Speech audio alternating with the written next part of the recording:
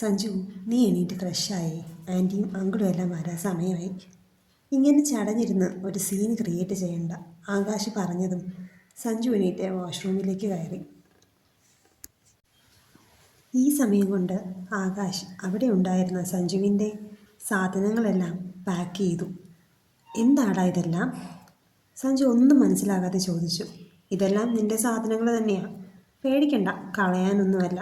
ഇന്നു മുതൽ നീ ഇവിടല്ല, നിന്റെ അച്ഛൻ്റെയും അമ്മയുടെയും ഒപ്പമാണ് താമസിക്കാൻ പോകുന്നത്. ഏയ്, അതൊന്നും വേണ്ട, ശരിയാവില്ല, അവൻ പറഞ്ഞു. എന്ത് ശരിയാവില്ല എന്ന്?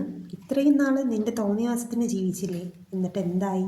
ഒരു പെണ്ണിൻ്റെ ജീവിതം തുലയ്ക്കാൻ സാധിച്ചു എന്നല്ലാതെ വേറെ എന്തെങ്കിലും മെച്ചം ഉണ്ടായോ? ഇല്ലല്ലോ. അതുകൊണ്ട് നീ പ്രത്യേകിച്ച് അഭിപ്രായം ഒന്നും പറയണ്ട. അല്ല, അഭിപ്രായം പറയാനും ഒരു മിനിമം യോഗ്യതയൊക്കെ വേണം. അതെന്തായാലും ഇപ്പോൾ സാറിനില്ല. അതുകൊണ്ട് മിണ്ടാതെ എൻ്റെ പിന്നാലെ വന്നോ. അതും പറഞ്ഞ് ആകാശ് മുന്നിൽ നടന്നു. മനസ്സില്ലാ മനസ്സോടെയാണെങ്കിലും സഞ്ജു അവന് പിന്നാലെ നടന്നു. അവൻ റൂമിൽ കയറി. എല്ലാം പഴയതുപോലെ തന്നെയുണ്ട്. കുറേ നാളായി ആരും ഉപയോഗിക്കാത്ത റൂമാണെന്ന് കണ്ടാൽ പറയില്ല. സഞ്ജു ഓർത്തു. അച്ഛനും അമ്മയും വരും വരെ ആകാശ് തന്നെയാണ് സഞ്ജുവിന് കൂട്ടിരുന്നത്. രാധുവിന് അതിശയമായിരുന്നു മകൻ്റെ ഈ മാറ്റം. മോനെ ആകാശേ, എന്താടാ സഞ്ജുവിൻ്റെ മുഖത്തൊക്കെ വല്ലാതെ? പിന്നെയും എന്തെങ്കിലും പ്രശ്നത്തിൽ ചെന്ന് ചാടിയോ അവൻ? അത് ചോദിക്കുമ്പോൾ രാധുവിൻ്റെ കണ്ണുകളിൽ എന്തോ ഒരു ഭയം നിഴലിക്കുന്നത് ആകാശ് ശ്രദ്ധിച്ചു. ഏയ്, ഒന്നുമില്ല ആൻറ്റി. പിന്നെ ഇത്രയും നാൾ ഔട്ട് ഹൗസിൽ താമസിച്ചിട്ട് ഇപ്പോൾ പെട്ടെന്ന് വന്നതല്ലേ, അതിൻ്റെ ഒരു ചളിപ്പാണ്, വേറെ പ്രശ്നമൊന്നുമില്ല. ആൻറ്റി ഒന്നും പേടിക്കണ്ട, എന്തെങ്കിലും ഉണ്ടെങ്കിൽ എന്നെ വിളിച്ചാൽ മതി. എന്നാൽ ഞാൻ ഇറങ്ങട്ടെ, അത്രയും പറഞ്ഞ് ആകാശ് ഇറങ്ങി. വൈകുന്നേരമായിട്ടും സഞ്ജുവിനെ പുറത്തേക്ക് കാണാതായപ്പോൾ രാധു ചായയുമായി റൂമിലേക്ക് ചെന്നു. അവൻ എന്തോ ആലോചിച്ചങ്ങനെ കിടക്കുകയാണ്. രാധു പതിയെ അവൻ്റെ നെറ്റിയിലൊന്ന് തലോടി. അവൻ ഞെട്ടി എഴുന്നേറ്റ് ഒന്ന് നിവർന്നിരുന്നു. രാധു ചായ അവൻ്റെ കയ്യിലേക്ക് കൊടുത്തു. റൂം മൊത്തത്തിലൊന്ന് നോക്കി. നീ പോയതിൽ പിന്നെ ആരും ഇങ്ങോട്ട് കയറാറില്ലായിരുന്നു. അനുമോള എല്ലാം വൃത്തിയാക്കിയത്. പാവം, ഒരുപാട് കഷ്ടപ്പെട്ടു ഈ വിധമാക്കാൻ. അവൻ രാധുവിനെ തന്നെ നോക്കിയിരിക്കുകയാണ്. എന്നാലും എന്താടാ മോനെ അവൾ പെട്ടെന്ന് പോയത്? നിന്നോടൊന്നും പറഞ്ഞില്ലേ? അവൻ ഒന്നും മിണ്ടാതെ തല താഴ്ത്തിയിരുന്നു. ആരോരുമില്ലാതെ വല്ല നാട്ടിലും പോയി ഇങ്ങനെ ജോലി നോക്കേണ്ട വല്ല കാര്യവുമുണ്ടോ ഈ കുട്ടിക്ക്? ജോലിക്ക് പോകണമെന്ന് അത്ര നിർബന്ധമാണെങ്കിൽ അവൾക്ക് നമ്മുടെ കമ്പനിയിൽ തന്നെ കയറിയേ പോരായിരുന്നോ? അവൻ വേഗം ചായ കുടിച്ച് കപ്പ് തിരികെ നൽകി. രാധു തിരിഞ്ഞു നടന്നു. അമ്മേ, അമ്മയ്ക്ക് അവളുടെ ബാംഗ്ലൂർ അഡ്രസ്സ് അറിയുമോ? രാധു അവനെ ഒന്ന് നോക്കി. ഇപ്പോഴത്തെ അറിയില്ല മോനെ. പിന്നെ കമ്പനി അഡ്രസ്സ് അറിയാം. എന്താ നീ അങ്ങനെ ചോദിച്ചത്? രാധുവിൻ്റെ ചോദ്യം കേട്ടെങ്കിലും സഞ്ജു ഒന്നും മിണ്ടിയില്ല. 2 ദിവസം കൂടി കടന്നുപോയി. അനുവിൻ്റെ ഒരു വിവരവുമില്ല.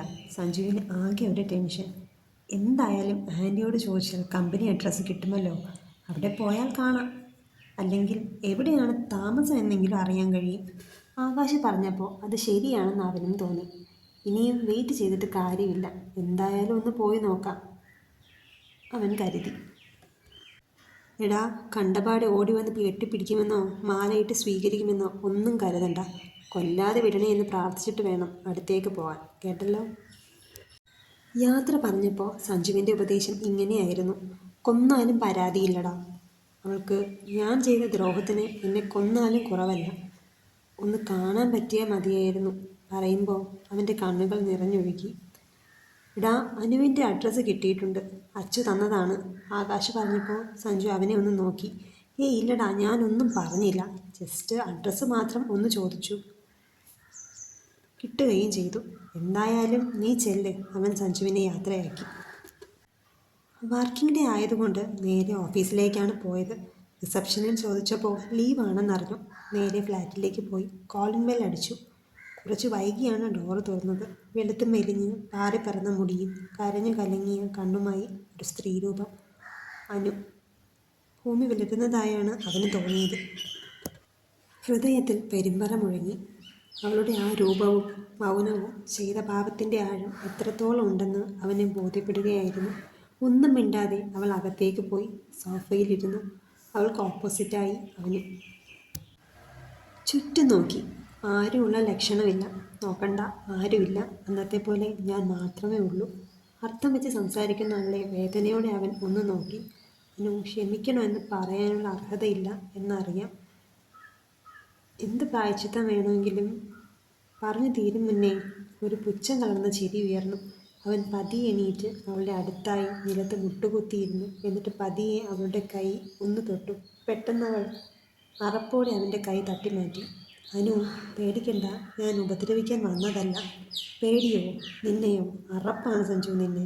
പറയുമ്പോൾ അവളുടെ കണ്ണുകൾ നിറഞ്ഞൊഴുകുന്നുണ്ടായിരുന്നു. അവൻ കരഞ്ഞുകൊണ്ട് അവളുടെ കാൽക്കൽ വീണു. സോറി ഡി, അറിയാതെ പറ്റിപ്പോയതാണ്. എനിക്ക് ഒന്നും ഓർമ്മ ഉണ്ടായിരുന്നില്ല. മദ്യലഹരിയിൽ പ്രിയ ആണെന്ന് കരുതി ഞാൻ എന്ത് പ്രായശ്ചിത്തം വേണമെങ്കിലും ചെയ്യാം. നീ എന്നെ അങ്ങ് കൊന്നു കളയാനും ജീവിക്കാനുള്ള യാതൊരു അർഹതയും എനിക്കില്ല. നിന്റെ കൈകൊണ്ട് തന്നെയാണ് ഞാൻ മരിക്കേണ്ടത്. അവളുടെ രണ്ട് കൈകളും ബലമായി പിടിച്ച് അവൻ തൻ്റെ കവിളിൽ ശക്തമായി അടിക്കുവാൻ തുടങ്ങി. അമ്മ, അച്ഛൻ, വീട്ടുകാർ, ഫ്രണ്ട്സ് എല്ലാവരും പറഞ്ഞതാണ് നശിച്ച കുടി നിർത്താൻ. ഞാൻ കേട്ടില്ല. എന്നിട്ട് അതിൻ്റെ ഫലം അനുഭവിക്കേണ്ടി വന്നത് നിനക്കും. പറ്റിപ്പോയാനും സോറി. നീ വീട്ടിൽ പറയും, എല്ലാവരും അറിയട്ടെ ഇത്രയും വൃത്തികെട്ട ഒരുത്തനാണ് സഞ്ജു എന്ന്. എല്ലാവരും എന്നെ വെറുക്കണം. സ്നേഹിക്കാൻ കൊള്ളില്ല എന്നെ. സ്നേഹിക്കുന്ന എല്ലാവർക്കും നരകം മാത്രം സമ്മാനിക്കുന്ന ഒരുവനായി എനിക്കിനി ജീവിക്കണ്ട. എല്ലാം ഇന്ന് കൊണ്ട് തീരണം. അവൻ പെട്ടെന്ന് ചാടി എണീറ്റ്. അവൻ്റെ മുഖത്തെ ഭ്രാന്തമായ ഭാവം കണ്ട് അവൾക്ക് എന്തോ ഭയം തോന്നി. പെട്ടെന്ന് പുറത്തേക്ക് പോകാൻ തുടങ്ങിയ അവനെ അവൾ പിന്നിൽ നിന്ന് ബലമായി കെട്ടിപ്പിടിച്ചു. വിടാനു എന്നെ. ഞാൻ എന്തിനാ ഇനി ജീവിക്കുന്നത്? ഈ പാപത്തിന് എനിക്ക് ഒരിക്കലും മാപ്പ് കിട്ടില്ല. വേണ്ടടാ, നീ മരിച്ചാൽ ഇവിടെ ഒന്നും മാറാൻ പോകുന്നില്ല. നീ ചെയ്ത തെറ്റ് അപ്പോഴും തെറ്റല്ലാതാവില്ലല്ലോ. അവൾ അവനെ സമാധാനിപ്പിച്ചു. അവളെ അടർത്തി മാറ്റി മുന്നിലായി നിർത്തി. നിറഞ്ഞൊഴുകുന്ന കണ്ണുകൾ പതിയെ തുടച്ചു. അവൻ അവളെ ഇറുകെ കെട്ടിപ്പിടിച്ചു കരയാൻ തുടങ്ങി. രണ്ടുപേരും സങ്കടങ്ങൾ പരസ്പരം കരഞ്ഞു തീർത്തു. കുറച്ച് സമയത്തേക്ക് ആരും ഒന്നും മിണ്ടിയില്ല. അനു, നീ ഇറങ്ങ്, നമുക്ക് നാട്ടിൽ പോകാം, അവൻ പറഞ്ഞു. എന്തിന്? ഇതിൻ്റെ ബാക്കി അവിടെ കരയാനോ? ഞാനില്ല. അവിടെയാണെങ്കിൽ എനിക്ക് ഭ്രാന്ത് പിടിക്കും. നീ പൊയ്ക്കോ. അവൻ നിർബന്ധിച്ചെങ്കിലും കൂടെ ചെല്ലാൻ അവൾ കൂട്ടാക്കിയില്ല. ഞാൻ ഒരു കാര്യം പറഞ്ഞാൽ നീ അനുസരിക്കുമോ? ഔട്ട് ഹൗസിലെ താമസം മതിയാക്ക്. അത് ഞാൻ നിർത്തി. ഇപ്പോൾ വീട്ടിൽ തന്നെയാണ് താമസം. മാത്രമല്ല, എല്ലാ ശീലവും മാറ്റി. ഇനിയില്ല. ഞാൻ എന്തോരം സ്നേഹിച്ചതാടി അവളെ. എന്നിട്ട് എനിക്ക് തിരിച്ചു കിട്ടിയതോ ഒരു വിദൂഷകൻ്റെ റോള് മാത്രമായിരുന്നു അവൾക്ക്. ഞാൻ കോളേജ് മൊത്തം പാട്ടായി.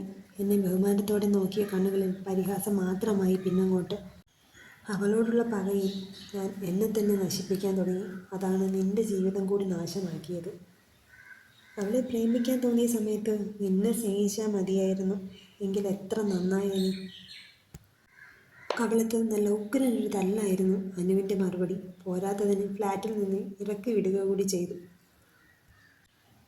നാവ് പിഴച്ചതാണെങ്കിലും അതൊരബദ്ധമായിരുന്നില്ല. അന്ന് അവൾ ബാംഗ്ലൂർക്ക് പോകാൻ ഇറങ്ങിയപ്പോൾ മുതൽക്ക് മനസ്സിന് വല്ലാത്ത ഭാരമായിരുന്നു. അത്രയും വിലപ്പെട്ടത് എന്തോ കളഞ്ഞു പോയതുപോലെ. പക്ഷേ അപ്പോഴാണ് പ്രിയയെ ഓർത്തത്. തന്നെ മാത്രം സ്നേഹിക്കുന്ന അവളോട് വഞ്ചന കാണിക്കാൻ പാടില്ലല്ലോ. അതുകൊണ്ട് അനുവിനോടുള്ള ഇഷ്ടം മനഃപൂർവ്വം തൻ്റെ ഉള്ളിൽ തന്നെ കുഴിച്ചു മൂടിയതാണ്. പിന്നെ കാറ്റും കോളുമായി ജീവിതം താറുമാറായപ്പോൾ അവിടെയും കൈതന്ന് കരയ്ക്ക് കയറ്റിയത് അനുവായിരുന്നു. ദാ ഈ വലിയ തെറ്റിനും മാപ്പ് തന്നത് വീട്ടുകാരുടെ മുന്നിൽ താൻ മോശക്കാരനാകാതിരിക്കാനാണ്. ഓർത്തപ്പോൾ തന്നെ അവൻ്റെ കണ്ണുകൾ നിറഞ്ഞു.